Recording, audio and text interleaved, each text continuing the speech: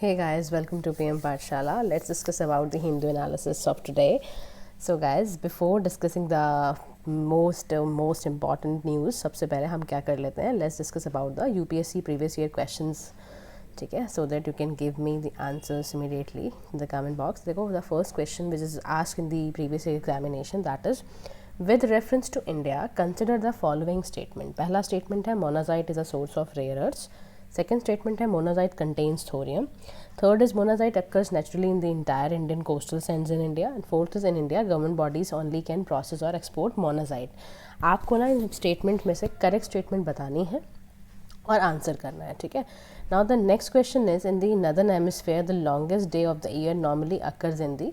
आपको बताना है इनमें से कौन सा नॉर्मल लॉन्गेस्ट ईयर होता है और नदर्न हेमिस्फेयर में जो नॉर्मली अकर होता है. उसके बाद थर्ड स्टेटमेंट में थर्ड क्वेश्चन के अंदर क्या है कि ना आपको स्टेटमेंट देखनी है. Consider the following. आपको इसमें से पूछा हुआ है कि कौन सा बिल्ट होता है on top of open source digital platform Aarogya Setu, CoWIN, DigiLocker, दीक्षा. तो ये गाइस आपको क्वेश्चन अटैम्प्ट करने हैं और मुझे डेफिनेटली आंसर भी करने हैं. इसके बाद आज देखो 15 मार्च 2023 है, तो ध्यान रखना आज के दिन ही क्या हुआ था, वर्ल्ड कंज्यूमर डे हम सेलिब्रेट करते हैं. इस बार की गाइस जो थीम है that is empowering consumers through clean energy. ध्यान रखना, ठीक है. तो ये इस बार का थीम हमें याद रखना है. उसके बाद अब हम चलते हैं न्यूज़ एनालिसिस की ओर ही. तो देखो सबसे पहली न्यूज़ आई है SC to hear Telangana's appeal against governor. देखो हो क्या रहा है तेलंगाना के अंदर, कई सारे बिल्स हैं जो कि स्टेट लेजिस्लेचर ने पास कर दिए हैं लेकिन गवर्नर उस पर काम नहीं कर रहा है. इसकी वजह से क्या हो रहा है, कॉन्स्टिट्यूशनल एम्पासी क्रिएट हो गया है, ठीक है. तो यहाँ पर देखो तेलंगाना गवर्नमेंट का क्या कहना है ना. पिटीशन गई SC में कि जो पार्लियामेंट्री डेमोक्रेसी है उसमें governor has no description to delay necessary assent है ना, जो रिक्वायर्ड है, लेकिन फिर भी किया जा रहा है. तो इसकी वजह से जो प्रॉब्लम क्रिएट हो रही है, तो अब हम क्या चाहते हैं, गवर्नर से रिलेटेड कुछ आर्टिकल्स को रिवाइज़ कर लेते हैं बैठ के. तो देखो इससे रिलेटेड एक आर्टिकल है, आर्टिकल 153 हमें याद रखना है. 153 आर्टिकल किस लिए होता है, गवर्नर ऑफ स्टेट से रिलेटेड होता है. गवर्नर ऑफ स्टेट से रिलेटेड मतलब क्या है कि जो स्टेट का जो एक गवर्नर है वो दो से ज़्यादा स्टेट्स का गवर्नर हो सकता है, ठीक है. अपॉइंटमेंट उसकी 2 से ज़्यादा स्टेट्स की हो सकती है. आर्टिकल 154 इसका एग्जीक्यूटिव पावर ऑफ स्टेट से रिलेटेड है कि एग्जीक्यूटिव पावर क्या होती है कि जो एग्जीक्यूटिव पावर है स्टेट की वो गवर्नर पे वेस्ट करेगी और ये एक्सरसाइज करता है डायरेक्टली और थ्रू ऑफिसर सबऑर्डिनेट, जो कि कॉन्स्टिट्यूशन के अकॉर्डिंग चलना होता है. और उसके बाद यहाँ पर ये दिया हुआ है to prevent parliament on the legislature state from conferring function, जो भी सबऑर्डिनेट पूरा करना ही होता है, ट्रांसफ़र करना गवर्नर को कोई भी फंक्शन जो कि एग्जिस्टिंग लॉ एंड अथॉरिटी का है. नथिंग इज आर्टिकल है ना, इसके अंदर ये बता रखा है. आर्टिकल 154-55 के अंदर अपॉइंटमेंट है गवर्नर की, ठीक है. कौन करता है उसको अपॉइंटमेंट, कौन करता है, प्रेसिडेंट करता है. आर्टिकल 156 में क्या है, टर्म्स एंड ऑफिस की गवर्नर की टर्म दी हुई है कि जो गवर्नर है shall hold office during the pleasure of the president, ठीक है. इससे रिलेटेड आपको अगर कुछ भी आए तो आपको ये रिवाइज़ करके रखना है कौन कौन से आर्टिकल्स में गवर्नर से रिलेटेड चीज़ें दी हुई हैं. अच्छा, इसके बाद ना देखो अभी ना रशियन फाइटर में हिट्स किया है अमेरिकन ड्रोन को as a US surveillance system ने बताया है. और किया कहाँ पर है, ब्लैक सी में किया है. इस बार आप देख रहे हो ब्लैक सी बहुत ज़्यादा न्यूज़ में है.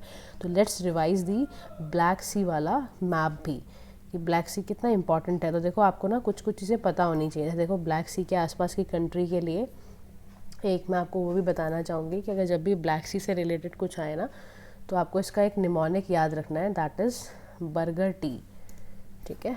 बर्गर टी याद रखना, इसका निमोनिक हो जाएगा, ठीक है ना.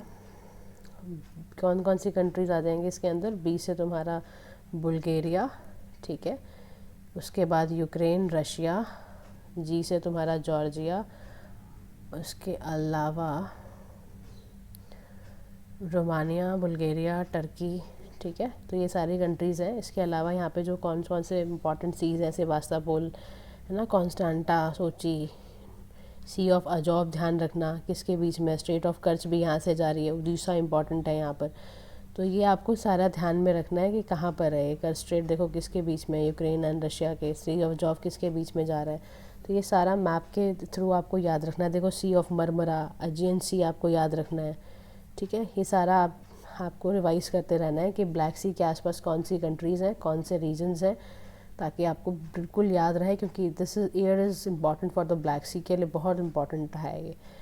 देखो यहाँ पर है more young people able to code in South India survey. इसमें सिर्फ इतनी जानने की ज़रूरत है आपको कि नेशनल सैम्पल सर्वे ऑफिस है जो ministry of statistics and programme implementation के लिए काम करता है, यहाँ पर ना मल्टीपल फैक्टर्स पे सर्वे लिया जा रहा है ये चेक करने के लिए कि सर्वे ये चेक करेगा कि इंडिया की कितनी कितनी प्रोग्रेस हुई है वेरियस एसडीजी गोल के लिए। जो हमारे एसडीजी गोल है जो हमें 2030 तक फुलफ़िल करने हैं, उसमें हमारी कितनी प्रोग्रेस हुई है, तो ये सर्वे के थ्रू इसमें किया जाएगा। ठीक है, सर्वे पूरा रिपोर्ट निकाला जाएगा। इसमें कई सारे आपके स्टेट्स हैं जो लार्ज स्टेट्स हैं ना, presence of large states, Kerala, Karnataka, Tamil Nadu जो टॉप ऑफ द टेबल में इस वक्त चल रहे हैं लिटरेसी रेट में। बेंगलुरु आपका आईटी हब है। हैदराबाद में आपको स्किल यंग प्रोफेशनल्स की अवेलेबिलिटी खूब मिलेगी। ठीक है, तो ऐसे इसमें दे रखा है सर्वे पूरा स्किल्स लेवल पर हर जगह पे जाके इस पे सर्वे करा जा रहा है। और let's move to the Saudi Iranian normalisation challenges in West Asia. Guys देखो ये वाला article we are discussing from the last 2 days same sex marriage के ऊपर है, तो ये जस्ट रीड इट क्योंकि इसमें कुछ खास नया नहीं आया है। Whenever it come something new will definitely discuss. Today we are going to discuss about Saudi Iranian normalisation challenges in West Asia. ये इंपॉर्टेंट है क्योंकि देखो इसमें हमने किया तो था बातें, लेकिन इससे रिलेटेड ऑथर ने कुछ और नए नए पर्सपेक्टिव भी दिखाए हैं, तो लेट्स डिस्कस दैट ऑल्सो। देखो अभी हमने देखा कि मार्च 10, 2023 में सऊदी अरबिया ईरान ने अपने आप को रिप्रेजेंट कराया नेशनल सिक्योरिटी एडवाइज़र और एक एग्रीमेंट साइन किया बीजिंग चाइना के अंदर टू रिस्टैब्लिश डिप्लोमेटिक टाइज। हम एक दूसरे को सोवेनिटी को रिस्पेक्ट करेंगे, हम नॉन इंटरफेरेंस रखेंगे एक दूसरे के डोमेस्टिक अफेयर्स में। ठीक है, और 2 प्रीवियस अकॉर्ड्स जो थे उसको भी रीइंस्टेट करा गया। एक सिक्योरिटी वाला था जो 2001 में साइन हुआ था, दूसरा 1998 में dealing with economic, technical and cultural ties वो भी है ना। तो दोनों एग्रीमेंट्स एंड हो गए थे बिकॉज ऑफ द जो गल्फ नेबर्स के जो इंस्ट्रेंजमेंट और डिप्लोमेटिक गड़बड़ होनी शुरू हो गई थी ड्यूरिंग दिस पीरियड। यहाँ पर ये कह रहा है they have confronted each other. Proxy Wars हुई, सीरिया में हुई, यमन में हुई, बहुत सारे मीडिया कैंपेन चले और बहुत आपस में इनकी लड़ाइयाँ चल रही थी। फाइनली चाइना ने डायलॉग करवाया, ठीक है, एग्रीमेंट करवाया, विक्ट्री फॉर डायलॉग और विक्ट्री फॉर पीस। ठीक है, लेकिन देखो उसके बावजूद भी यहाँ पर ये कह रहा है कि कुछ भी क्राइसिस ऐसा नहीं होता ना कि 2 लोगों के रिश्ते में दरार जब आ जाती है तो फिर भी कुछ कुछ गांठ बंधी हुई होती हैं काइंड ऑफ। तो कुछ चैलेंजेस भी हैं और कुछ फ़ायदे भी हैं, दोनों को डिस्कस करने वाले हैं अब हम। Run up to the deal, देखो यहाँ पर आते हैं। देखो जी, जो मीटिंग हुई ना सऊदी और Iranian officials in Baghdad mascot में 2021-22 में, लिटिल प्रोग्रेस यहाँ पे दोनों का देखने को मिला। क्योंकि देखो सऊदी का कंसर्न है कि वो ईरान को मोबिलाइज कराता है शिया कम्युनिटी को अरब री स्टेट्स में, है ना। दोनों का आपस में एक दूसरे को लेके लड़ाई रहती है। तो however these interactions has confirm that Arab state were prepare to pursue their interest without US involvement. लेकिन इस पर्सपेक्टिव से जो ये रिलेशनशिप एक नई डायरेक्शन ले रहा है उसमें हम ये देख पा रहे हैं कि अरब स्टेट्स भी ये बात को समझ चुके हैं कि अब हमें अपने इंटरेस्ट परस्यू करने चाहिए और यूएस की इन्वॉल्वमेंट से दूर रहना चाहिए। क्योंकि इससे क्या होता था, रीजनल डिसैचमेंट हो जाती थी यूएस के साथ। सिक्योरिटी प्रोवाइडर है ना, strong messages from Washington that it was less enthusiastic about the regional security grantor. तो यूएस मिलिट्री फेलियर भी रहा, इराक में रहा, अफगानिस्तान में रहा, तो इसकी क्रेडिबिलिटी ख़त्म हो गई रीजनल एलीज से। चाइना एक अट्रैक्टिव पार्टनर है, क्यों है, एनर्जी देगा, ट्रेड इन्वेस्टमेंट करेगा, टेक्नोलॉजी रिलेटेड टाइज कर रहा है वेस्ट एशिया के साथ, है ना, लार्जेस्ट बायर है क्रूड ऑयल का, मेजर ट्रेड इन्वेस्टमेंट पार्टनर बन रहा है, टेक्नोलॉजी प्रोवाइडर बन रहा है। तो West Asia is also crucial for the realisation of China's Belt and Road Initiative. अगर वो इतना सब कुछ दे रहा है तो उसका भी पर्पज़ है, उसका भी इंटरेस्ट है। उसका इंटरेस्ट क्या है कि भाई मुझे BRI का जो मेरा कॉरिडोर बनाना है वो सक्सेसफुली बन जाए, ताकि logistical connectivity, investment, consultancy, interest about the required region, stable regional environment, ये सारी चीज़ें क्रिएट हो जाए। अभी क्या ना, जो चाइना की नई अप्रोच है ना in West Asia, let's discuss about that. देखो 2 साल पहले का जो चाइना का एकेडमिक्स था वो सिग्नल दे रहा था कि भाई China was looking at greater political involvement, है ना, क्वासी मेडिएशन डिप्लोमेसी प्रमोट करना चाहता था rather than hard security concerns. वो चाहता था कि commercial, diplomatic, political interest fulfil किए जाएँ। तो China was prepare to be content कि कैसे इसको मैनेज करना है। तो जी जिनपिंग का जब मैसेज आया कि अरब इंटरलोक्यूटर्स, तो समिट्स में सारी बातें हुई कि भाई हमें कंसोलिडेट करना चाहिए और ग्लोबल गवर्नेंस, सिक्योरिटी, दूसरे क्रिशल इशूज़ पे बात करनी चाहिए। इसीलिए सऊदी ईरान एक अकॉर्ड फर्स्ट मैनिफेस्टेशन इसका निकल कर आया है।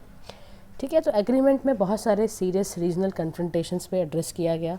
रीजनल टेंशन्स कैसे दूर करनी है उस पर बात की गई, डायलॉग हुए, कैसे रिलेशंस को इम्प्रूव करना है, कैसे कंटेंशियस इश्यूज़ को एंगेज करके बातचीत करके सुलझाना है, कैसे वल्नरेबिलिटीज़ को ख़त्म करने की ज़रूरत है। डायलॉग्स के बाद भी दोनों आपस में कहने को तैयार हैं कि आपस में बातचीत करने को तैयार है, काम करने को साथ में तैयार है, क्योंकि चाइना का एक्टिव एंगेजमेंट है दोनों रीजनल पावर के साथ। लेकिन उसके बावजूद भी कह रहा है कुछ डिप्लोमेटिक चैलेंजेस हैं। कह रहा है कैसे कह रहा है देखो ऑथर बता रहे हैं कि regional security also needs the revival of the nuclear agreement, है ना। तो जो GCPOA होगा यानी कि जो joint comprehensive plan of action है वो भी लिंक होगा इसके साथ साथ। तो जो मैनेजमेंट है इजराइल अग्रेसिवनेस का, soon after the national atomic energy agency उसने अनाउंस करा that it had seen traces of uranium enrichment by Iran to 84%, just short of weapons grade. ठीक है, तो आई डायरेक्टर ने बोला भाई इतना ज़्यादा कैसे एग्रीमेंट हो रहा है, वेरिफिकेशंस की जाए, एग्रीमेंट चेक करा जाए। तो this has prepare the ground for renewed talks on JCPOA also, क्योंकि जो डाउट्स आने शुरू हो जाएंगे, ये शार्पली पोलराइज डोमेस्टिक सीन है ना, अलाउ सच एन एग्रीमेंट जो डाइल्यूट सैंक्शन कर रहे हैं run up of the American presidential election. फिर इसराइल का डोमेस्टिक पॉलिटिक्स जो है वो भी डीपली पोलराइज्ड है, राइट विंग की तरफ चल रहा है। तो वहाँ पर हम समझ सकते हैं कि कैसे रिन्यूअल ऑब्स्ट्रक्ट हो सकता है। तो through serious problems remains with this accord, China ने लेकिन जो सोचा है कि भाई वेस्ट एशिया अफेयर्स में वो अपना अच्छा एक्टिव सब्सटेंशियल रोल करेगा, and this also poses challenge for Indian diplomacy also.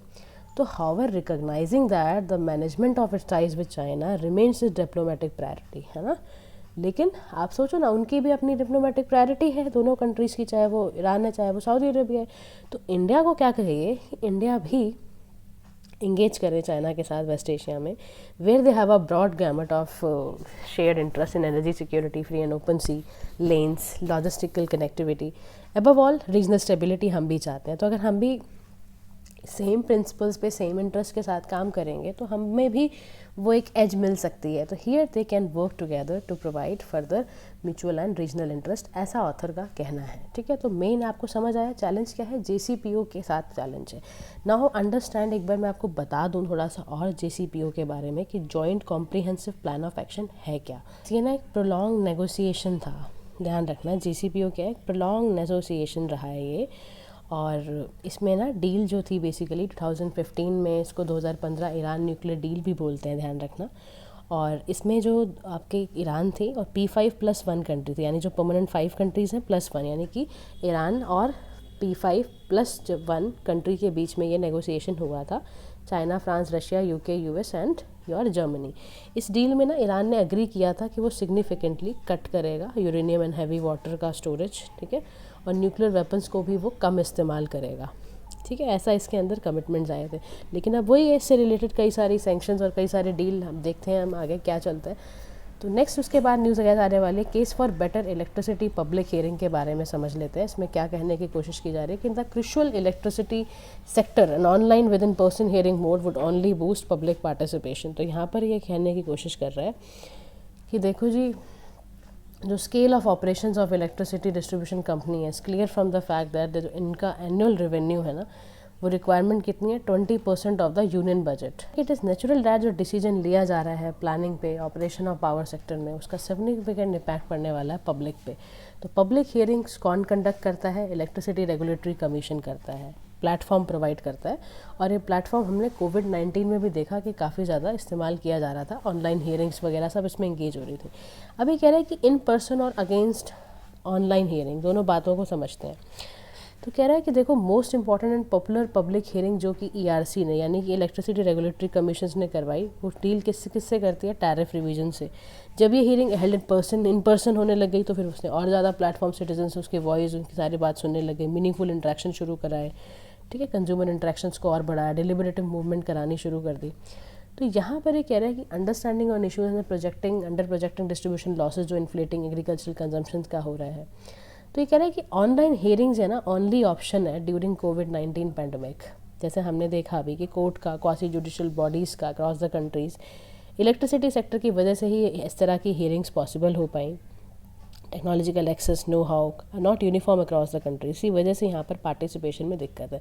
तो कह रहा है कि स्मूदर पार्टिसिपेशन करने के लिए ERC को कुछ स्टेप लेने चाहिए। ERC बोले तो इलेक्ट्रिसिटी रेगुलेटरी कमीशंस। तो यहाँ ये कह रहा है कि स्टेप बाय स्टेप चलो। अब जैसे महाराष्ट्र, आंध्र प्रदेश में ERC का सेटअप अच्छा खासा बना हुआ है। ERC also provide live streaming features भी देता है ताकि उसका एक्सेस इंप्रूव हो, विजिबिलिटी, ट्रांसपेरेंसी बढ़े, उसका इंफ्रास्ट्रक्चर है ना, ये सारी चीज़ें ऑनलाइन हियरिंग की काफ़ी अच्छी होती चली जाए। तो बेस्ट ऑप्शन ये कह रहा है कि public hearing is a major platform of social action. तो participant not only speak to the ERC बल्कि वो पब्लिक को भी इनेबल करते हैं, कुछ अपना डिस्कोर्स करना है, कुछ कम्युनिटी बिल्डिंग करनी है, कुछ ट्रांसपेरेंसी अकाउंटेबिलिटी बढ़ाने के लिए बहुत अच्छा प्लेटफॉर्म है ERC। तो public hearing conducted in hybrid mode है ना, चॉइस भी होगी, left to the citizens best suit, जो भी इंप्रूविंग एक्सेस को कैसे से करा है। तो मतलब कह रहा है कि पब्लिक पार्टिसिपेशन और पार्टिसिपेशन ऑफ सिटीजन्स को फ्लेक्सिबिलिटी देने के लिए ज़रूरी है ERC अच्छे से काम कर पाए। This is about this article. Now let's move to the next. याद बस इसमें ना इतना याद रख लेना, Ukraine was the world's third largest importer of arms in 2022। जहाँ आपने फैक्ट्स लिख रहे हो वहाँ पर ये वाला फैक्ट एक और लिख लेना। उसके बाद देखो why is WhatsApp threatening to leave UK। तो ड्यूरिंग अभी ना क्या हुआ, विजिट हुआ UK में लास्ट वीक में अभी व्हाट्सएप के हेड विल कैथर्ड का, जिन्होंने कहा कि भाई WhatsApp would not comply with the country's proposed online safety bill which will in effect like वो एंड टू एंड इंक्रिप्शन में आउटलॉ करेगा, ऐसा बोला गया। Mister Cathcart said that it was the first time a liberal democracy was attempting to block a secure product, ऐसा WhatsApp के head का कहना है।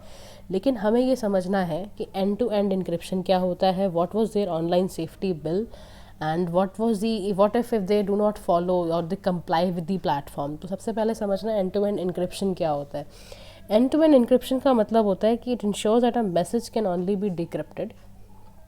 कौन डिक्रिप्ट कर सकता है मैसेज को?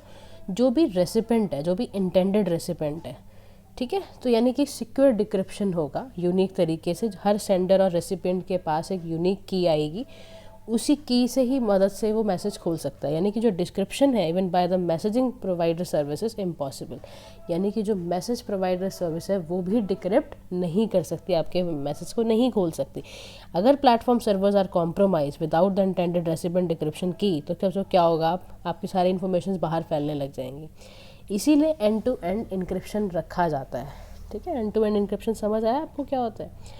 एंड टू एंड इंक्रिप्शन में खाली रेसिपेंट, जो कि इंटेंडेड रेसिपेंट है, उसको ही खाली आपको देखने को मिलेगा कि वो उसी को खाली मैसेज मिलेगा, ठीक है, एंड टू एंड इंक्रिप्शन में। उसके बाद समझना ये है ऑनलाइन सेफ्टी बिल क्या होता है।